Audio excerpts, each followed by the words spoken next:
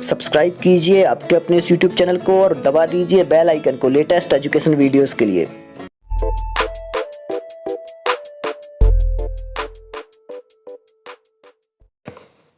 Hi friends, कैसे हैं आप लोग। आज हम यहाँ पुनः कुछ महत्वपूर्ण प्रश्नों का अध्ययन करेंगे और मुझे ऐसा लग रहा है ये प्रश्न देख करके कि ये प्रश्न अपन पहले कर चुके हैं और इस वीडियो में बहुत सारे प्रश्न ऐसे हैं जो लगभग अपन पहले कंप्लीट कर चुके होंगे। चूँकि नए नए प्रश्नों को खोजने की कोशिश कर रहा हूँ, लेकिन जो प्रश्न थे मेरे पास बहुत सारे, उन प्रश्नों में से ही मैंने इकट्ठे किए हैं। लेकिन अब ये ध्यान नहीं रहता है कि कौन से प्रश्न हुए हैं कौन से नहीं हुए हैं।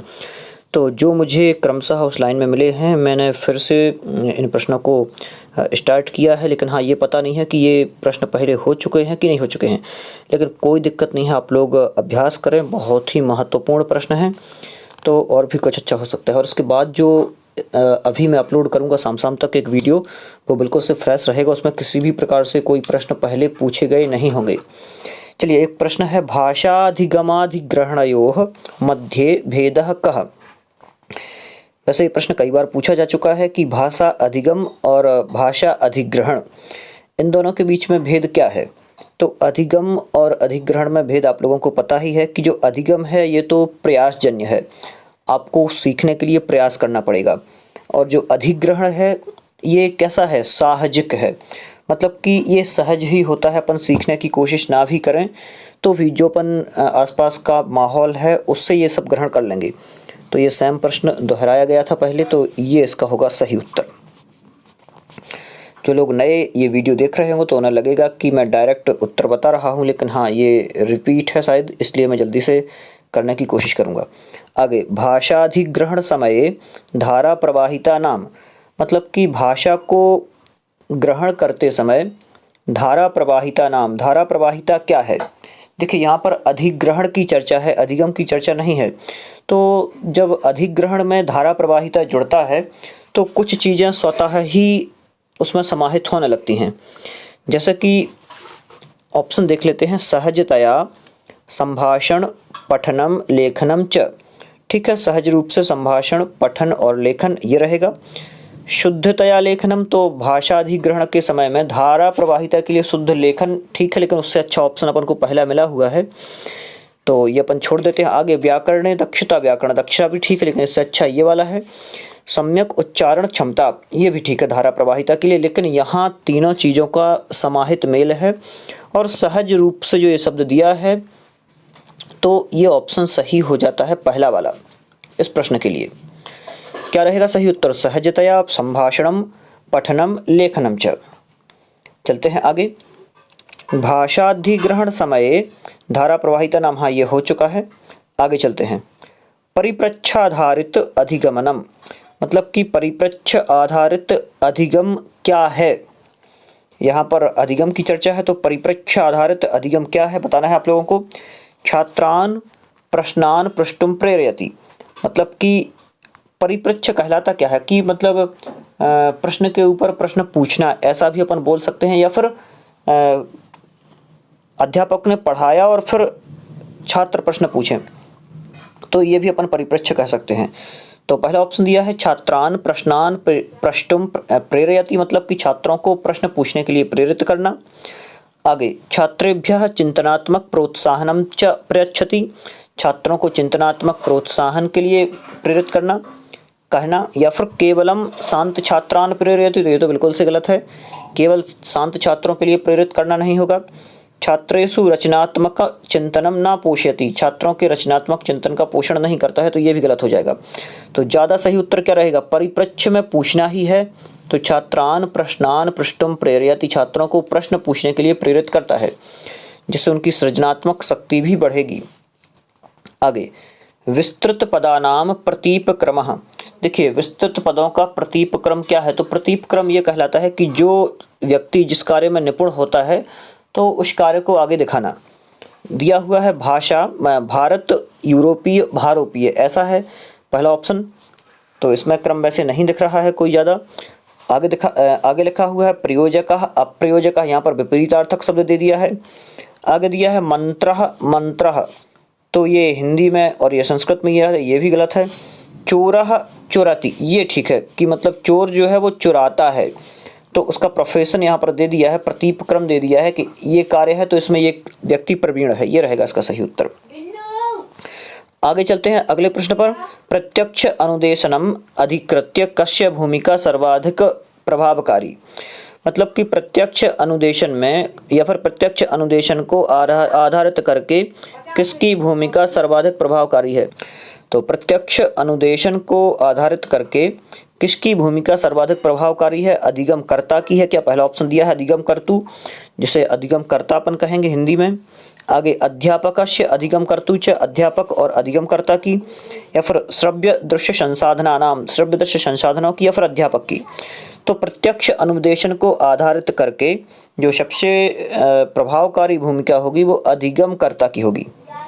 ये होगा इसका सही उत्तर, अधिगम कर्तु। चलते हैं अगले प्रश्न पर। दिया हुआ है विशिष्ट छात्राणाम बोधनाय। तो मतलब विशिष्ट छात्रों को बोध कराने के लिए क्या जरूरी है? नीचे दिया हुआ है ते विशेष शालासु अध्यापनीय, उनको विशिष्ट शालाओं में पढ़ाया जाए। तेभ्यो विशिष्ट पाठ्यचर्या कल्पनीय, उनके लिए विशिष्ट पाठ्यचर्या की कल्पना की जाए। पृथक तेषाम परीक्षा भवेत, उनकी परीक्षा भी अलग से हो। मुख्यधारायामेव प्रवेश्य अन्यैः छात्रैः सह बोधनम, मतलब कि मुख्य धारा में ही उन्हें प्रवेश दे करके सभी छात्रों के साथ में मतलब क्या करें? बोधन कराएं। मतलब और जो अन्य छात्र हैं उन सभी छात्रों के साथ उनको पढ़ाया जाए मुख्य धारा में लेकर के, मतलब कि जैसे पढ़ाई होती है सामान्य रूप से, तो वो तो यही रहेगा इसका सही उत्तर। जो विशिष्ट छात्र हैं उनको मुख्य धारा में प्रवेश करके अन्य छात्रों के साथ ही बोधन कराना, पढ़ाना, ये होगा इसका सही उत्तर। आगे चलते हैं अगले प्रश्न पर। निम्नलिखितेषु किम कथनम असत्यम। देखिए यहाँ पर असत्य कथन अपन को छांटना है कि असत्य कथन यहाँ पर क्या है। स्वायत्त शिक्षार्थिना ते एव ये, मतलब कि स्वायत्त शिक्षार्थी वो कहलाते हैं जो कैसे होते हैं? स्व अधिगमनाय स्व उत्तरदायित्वम स्वीकुर्वन्ति, मतलब कि अपने अधिगम के लिए स्वयं को उत्तरदायी मानते हैं कि मैं सीख रहा हूँ, अपने सीखने के लिए मैं ही उत्तरदायी हूँ। या फिर अधिगमनार्थम गतिविधीनाम आयोजनम क्रियान्वयं च कर्तुम उद्यताः भवन्ति। बिल्कुल हाँ, स्वायत्त विद्यार्थी ऐसे होते हैं जो अधिगम करने के लिए, सीखने के लिए नई नई गतिविधियों का आयोजन करते हैं, क्रियान्वयन करते हैं। ये बिल्कुल ठीक है ऑप्शन। तो अपन को लेकिन नेगेटिव यहाँ पर छांटना है, तो ये तो सही है। आगे क्या कह रहे हैं? अधिगमनस्य एतस्य च प्रभाविकतायाः च निरंतरम समीक्षां कुर्वन्तु। बिल्कुल ठीक है। अधिगम प्रभावी हो रहा है कि नहीं, उसकी प्रभाविता को देखने के लिए समीक्षा करते हैं, ये भी ठीक है। केवल अनुमोदित पुस्तकानि एव श्रोतरूपेण स्वीकृत्य तेषु प्रदत्त प्रश्न उत्तराणि अधिगच्छन्ति। बिल्कुल, जो भी शिक्षक आदि के द्वारा अनुमोदित की गई पुस्तकें हैं, स्रोत हैं, उनको पढ़ करके और प्रश्न आदि के उत्तर को सीखता है, ये भी ठीक है। तो ये हो जाएगा इसका सही उत्तर, स्व अधिगमनाय स्व उत्तरदायित्वम स्वीकुर्वन्ति, मतलब कि अपने द्वारा सीखने को ही स्वयं को उत्तरदायी वो मानता है। ये होगा इसका सही उत्तर। आगे चलते हैं अगले प्रश्न पर। क्या दिया हुआ है? प्रभावी अधिगमनाय छात्राः कीदृशाः भवेयुः, मतलब कि प्रभावी अधिगमन के लिए छात्र किस प्रकार के हों।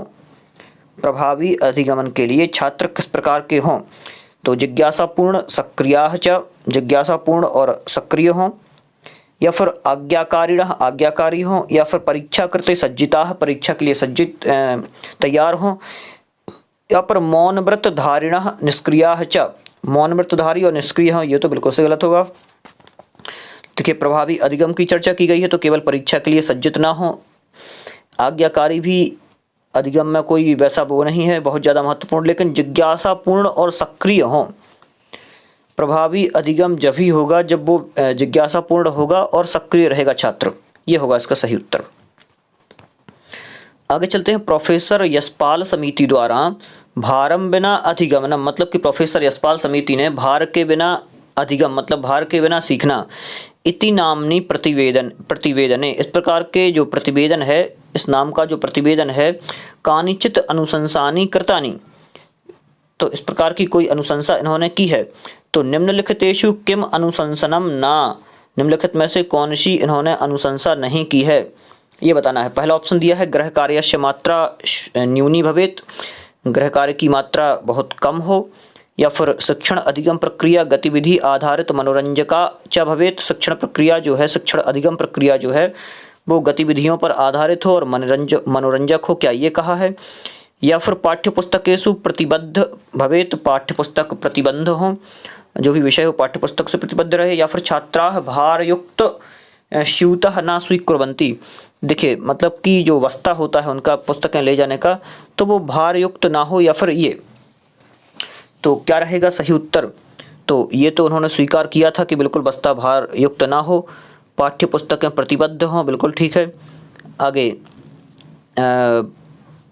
गृह कार्य की मात्रा न्यून हो, ये भी उन्होंने कहा था।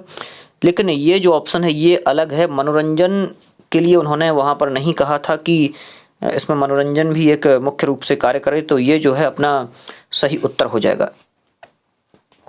आगे चलते हैं अगले प्रश्न पर। NCF 2005, तो NCF 2005 के अनुसार काल्पनिक चिंतनार्थम एवं साक्षरता द्वारा ज्ञानार्जनम भवेत, मतलब कि NCF 2005 के अनुसार काल्पनिक चिंतन के लिए ही और साक्षरता द्वारा ज्ञानार्जन होगा, या फिर ज्ञानार्जन मानते हैं। क्या मानते हैं? काल्पनिक चिंतन और साक्षरता द्वारा ज्ञानार्जन मानते हैं। कौन मानते हैं? NCF 2005 में। तो किसके द्वारा मानते हैं? नीचे ऑप्शन दिए हैं, शास्त्रीय भाषा, द्वितीय भाषा, मातृय भाषा या फिर तृतीय भाषा। तो क्या होगा सही उत्तर? मातृय भाषा, मातृय भाषा रहेगा इसका सही उत्तर, ये वाला।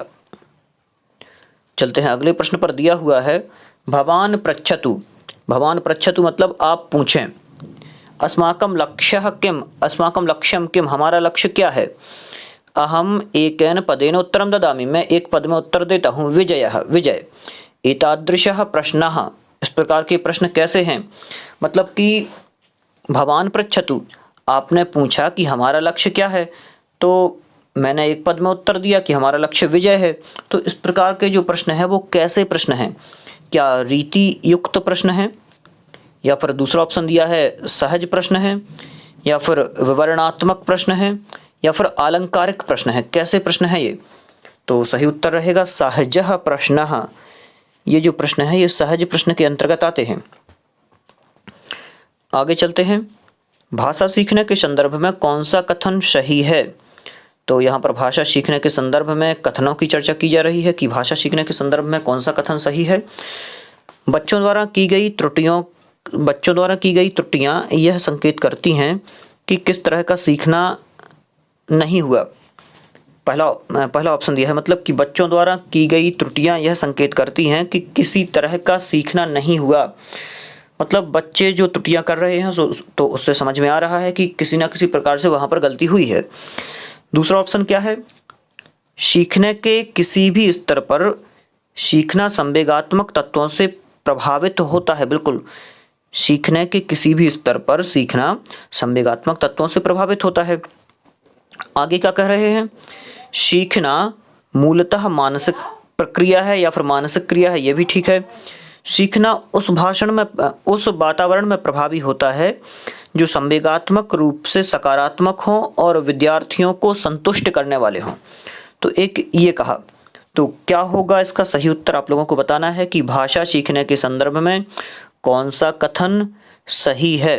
तो डी जो है, डी ऑप्शन अपना ये सही होगा, जिसमें कहा गया है कि सीखना उस वातावरण में प्रभावी होता है जो संवेगात्मक रूप से सकारात्मक हो और विद्यार्थियों को संतुष्ट करने वाला हो। तो ये सकारात्मक और संतुष्ट करने वाला वो वातावरण हो, ये रहेगा इसका सही उत्तर।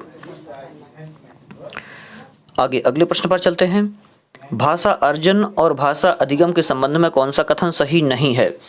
देखिए, भाषा अर्जन और भाषा अधिगम के संबंध में कथन सही नहीं है, ये आपको बताना है। तो भाषा अधिगम का उद्देश्य रोजगार प्राप्त करना है, क्या ये कथन सही नहीं है?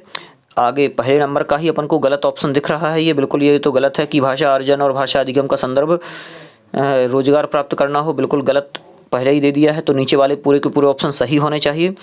भाषा अधिगम में संप्रेषण कुशलता पर जोर रहता है, बिल्कुल ठीक है। भाषा अर्जन के लिए समृद्ध भाषाई परिवेश की आवश्यकता होती है, बिल्कुल ठीक है। भाषा अधिगम प्रयत्न साध्य होता है, जबकि भाषा अर्जन स्वाभाविक होता है, बिल्कुल ठीक है। तो पहला ऑप्शन जो है ये अपना सही रहेगा, फर्स्ट ऑप्शन ये इसका सही होगा।